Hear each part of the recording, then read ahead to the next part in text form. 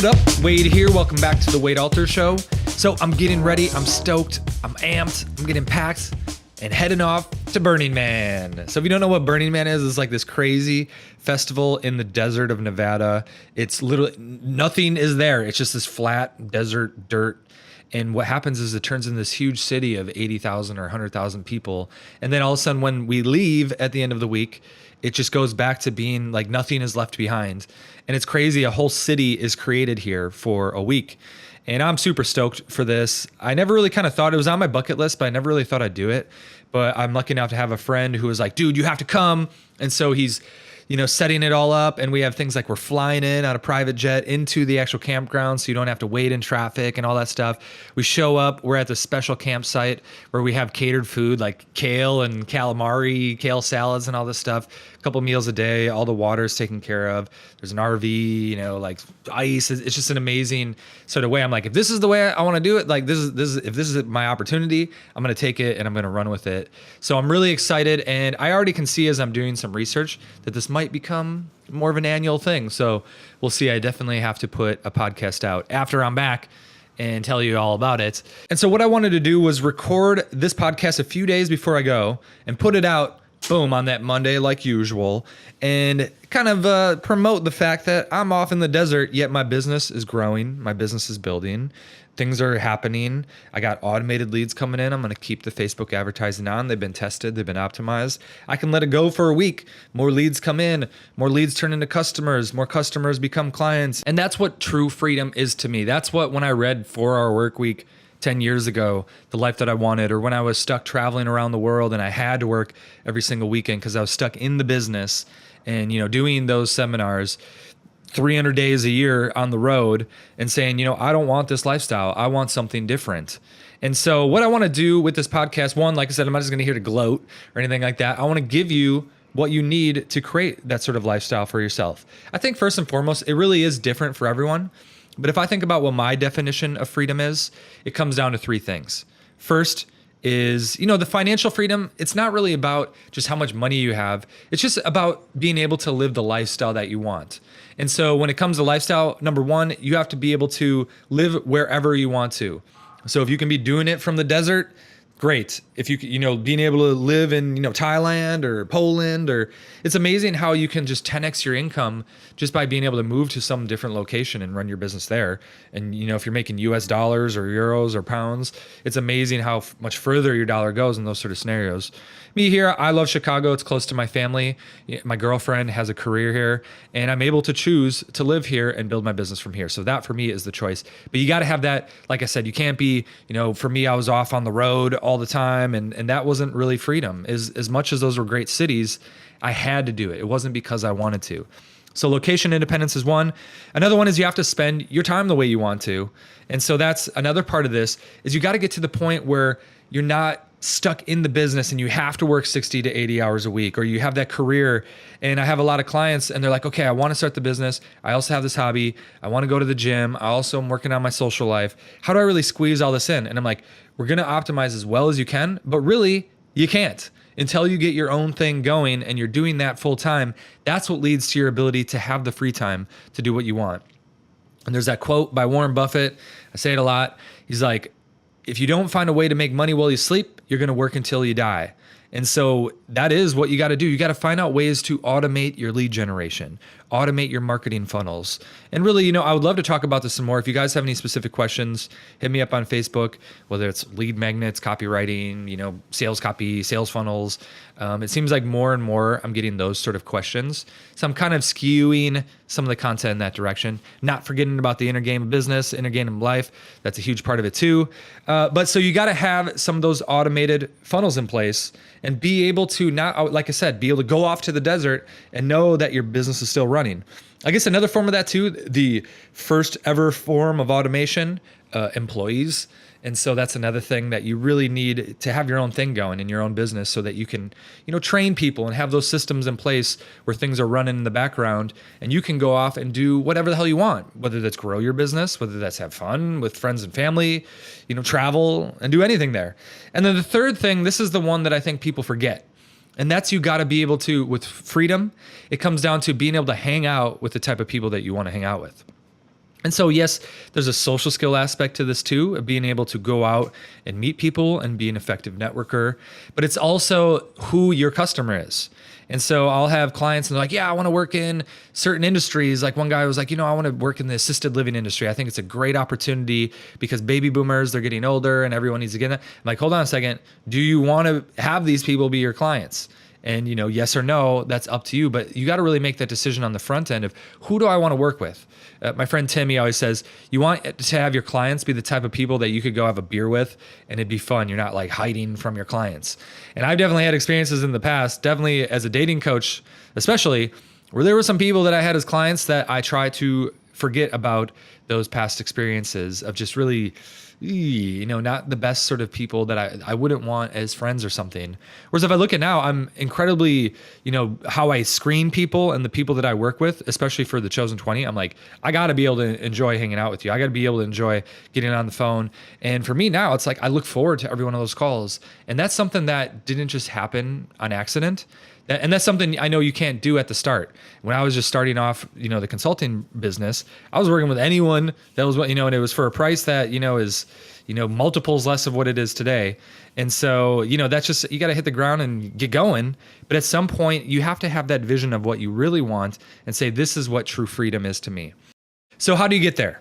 The first step, what you have to do is outline what sort of lifestyle and what sort of business you want to run. And so I was working with a new client and he was getting ready to, he had launched a product and it didn't go as well as he wanted to. So he's like, okay, let's work on this product. I'm like, before we work on the product, we got to figure out who your customer is. Before we figure out who your customer is, we have to figure out what outcome you want. And so what outcome do you want that leads you to the end goal? You need to figure out what that end goal is. And so you want to have that 3 or 5 year sort of ideal vision and get it really crystal clear in your head. Close your eyes and imagine what that looks like to you. I've said this one a million times, but that's the guiding force for me is me up on stage. I'm looking out into the audience. There's people that have been with me for 10 or 15 years. They're paying a couple $1,000s to be there. It's a huge event. There's a couple thousand people there. That's my vision. Might not happen in 5 years, but that's the vision that I want. Another question you can ask is, what would I do after I have my fortune? What would I do for fun that would be that true freedom where I'm not just going to sit around and fish in a lake or something like that, being semi-retired at 40, but what could I do that it doesn't feel like work anymore? That's the guiding force in the long term. But then what you want to do is after you do that, like that is necessary to go, okay, what am I moving towards here? What do I ultimately want? And then after that, you kind of take a snapshot of it and go, okay, nothing I do today is probably really going to move me towards that in the short term here. But how are these things going to get me there as fast as possible? So an example, again, if I use my own sort of ideal vision there, me learning more public speaking skills, it could maybe help me with a podcast like this, I guess. It could maybe help a bit with the video. But really, the skills that I need to develop right now are more like, okay, how to become a better marketer, how to become better at managing employees so I can delegate more effectively. And so if I'm up on stage, I'm not delegating in the moment. I guess there's probably employees in the audience, but I could see, okay, cool, that skill set will help me out. But in the short term, it's going to drastically help me out because it's going to be able to grow the brand, create a bigger impact, have a better customer experience, leading to more referrals, more buzz around the brand, and get me towards that end goal of the life that I want. So again, you start with the life goal, the life, that ideal vision, the outcome. Now you sort of bring it back in. Second to that, again, a big part of that freedom is who am I going to work with? So that you really want to dial into and say, okay, what type of person am I going to work with here? What outcome do I want to give them? What outcome am I going to give them in the short term and then in the long term? What skills do I need to develop? Do you become a better coach or a better consultant or create a better product or service so that they're achieving what they want? That leads then, that's the connector to, again, that life that I want. After that, really at the start, what you got to do is focus purely on top line revenue. So this is something, sometimes people go, okay, I have that ideal vision. I got employees, I'm up on stage. And so I'm going to work on my public speaking, or I'm going to work on, I need to, think about the systems and do the e-myth sort of stuff and create these processes so that, when that time comes, I have this all automated. I'm not working too much and I'm not stuck in the business. I said, that's good to have that foresight. It's good to be thinking about that a bit, but those first couple of years, it's just top line revenue. That's all you should be focusing on is how can I get more revenue? Because that is, the jet fuel of your business at the start there. And really what you're trying to do is you're just trying to get to the point where you're making as much as you did in your day job and getting that in the business. And so you might be working more hours. It might be more challenging. It might be more tough. And you're like, what did I do this for? I got the golden handcuffs on. Yes, I'm making the same amount of money as I did before, but it's more work. And all of a sudden now my customer is my boss. That's a great place to be, because now all of a sudden, once you're there, you can go, okay, I've got to that top of that first mountain. Let me stroll back down to the bottom and build the bigger mountain, which is automating the process. And so this is things like sales funnels, creating different products and things like that, marketing, automating your marketing, getting lead gen coming in and doing it in an automated fashion, not where you have to. Maybe at the start, you just, grind in social media. Maybe, you're getting leads on Facebook, you're messaging on the back end to try to get clients and you're doing all the phone calls yourself.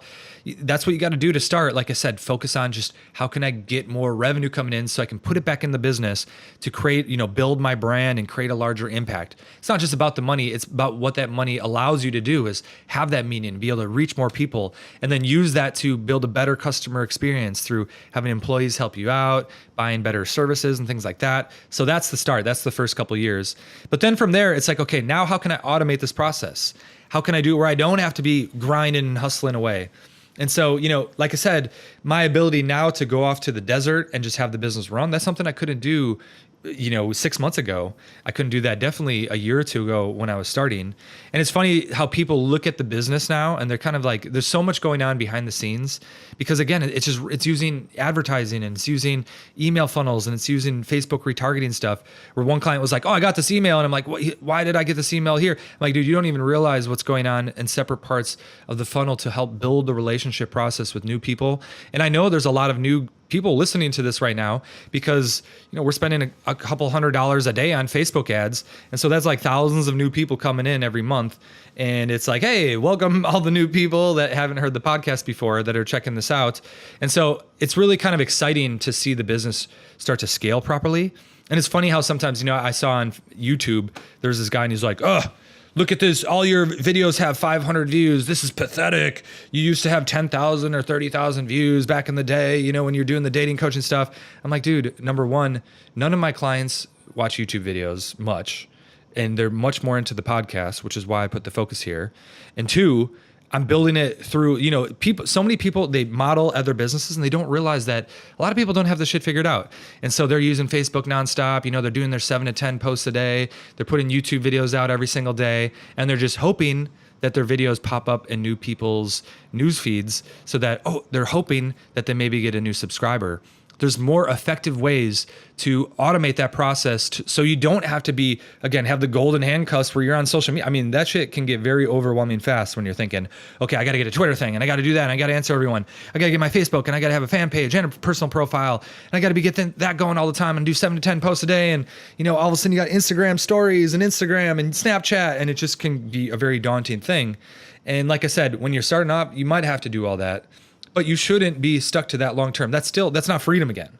I will say I do agree with the whole Gary Vaynerchuk thing, where he talks about how, making 140 grand as a lawyer versus 80,000 as like a basketball expert who's talking about, Michael Jordan or the Chicago Bulls or whatever.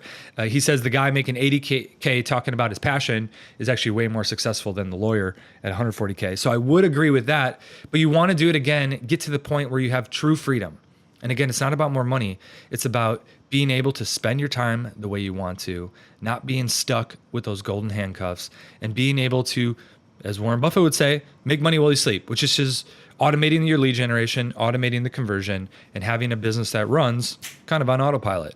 So really make sure you're modeling the right people. Now, is it easier to do a couple posts on social media compared to setting up an advertising campaign that you're tracking properly and it's going to work, and having the product funnel set up in a way that it leads to the proper sort of outcome? That takes time. That took me years to set up. But it was through modeling the right people that I knew that was the path that I wanted, and looking at the freedom that I ultimately wanted to create for myself. So that's pretty much all I got today. Again, I would love to talk more about this because, like I said, I seem to be getting more and more questions on this topic, especially inside the syndicate. Guys are like, okay, I want to start a business. What do I do here? What do I do there? So just hit me up over on Facebook. just check me out. Search for Weight Alters. You'll find me, and shoot me a private message or something like that, and I'll put it in future podcasts. I think the next one probably is going to be about my experience at Burning Man. So I'll try to, like I said, I don't think there's no Wi-Fi. I don't think my phone's going to work, so I doubt I'll be updating any social media at the time. But definitely make sure to check in next week, and I'll give you an update. And as always, enjoy.